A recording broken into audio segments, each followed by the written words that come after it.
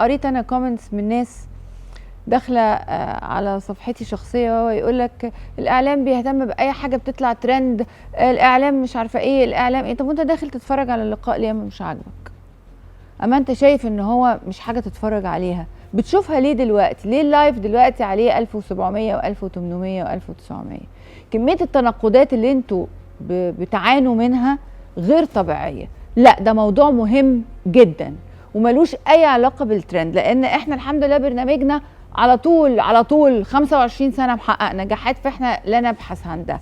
ولكن ايه الظاهره المهمه؟ الظاهره المهمه ان هناك شاب فكر في انه عشان يعمل مشاهدات لليوتيوب وعشان يجيب يعني تكاليف الفرح يجرح مراته ويقول ان هو بيحب صاحبتها او هيتجوز صاحبتها قدام الملأ في وجود اهله وفي وجود امه في وجود حماته وفي وجود وتتطور المشاجرة بينهم وتقلب جد في لحظات، فيتعدوا على بعض وفي الاخر يصالحها.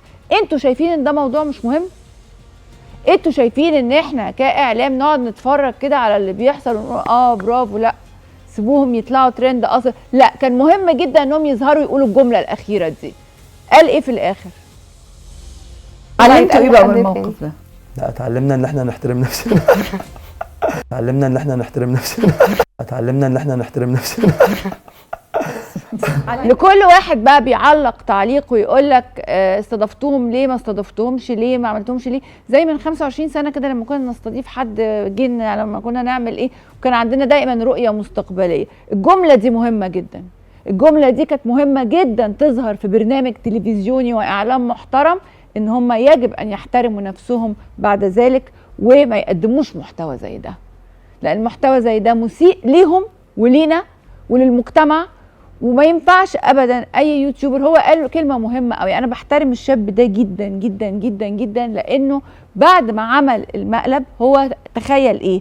تخيل ان هو هيعمل المقلب ده وان مراته هتنسحب، هتعيط وتنسحب وتمشي. ما يعرفش ان الموقف هيكبر كده، بدليل ان هو نفسه اعترف ان هو ما رفعش الفيديو وما كانش موافق على الشكل ده.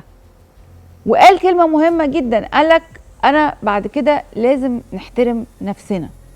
يعني هو بالرغم من إن دي شغلانته، إن هم يا يفتعلوا مواقف يا يعملوا مقالب في بعض وفي طرف عارف وفي طرف مش عارف، أو يعملوا أي حاجة أو يتفقوا على حاجة ويقدموها لكم. هي دي شغلة اليوتيوبر هنا وهناك وفي الغرب وفي كل حتة.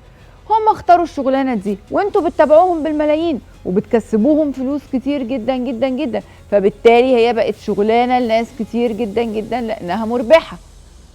ولكن المحتوى مهم جدا جدا جدا، واللي احنا بنقدمه بنشوفه مهم جدا جدا. وأنا احترمته جدا إن هو قال أيوة أنا هقدم بعد كده يعني اللي أنا بقدمه في اليوتيوب، ولكن بعد كده هنحترم نفسنا ومش أي حاجة تتقدم.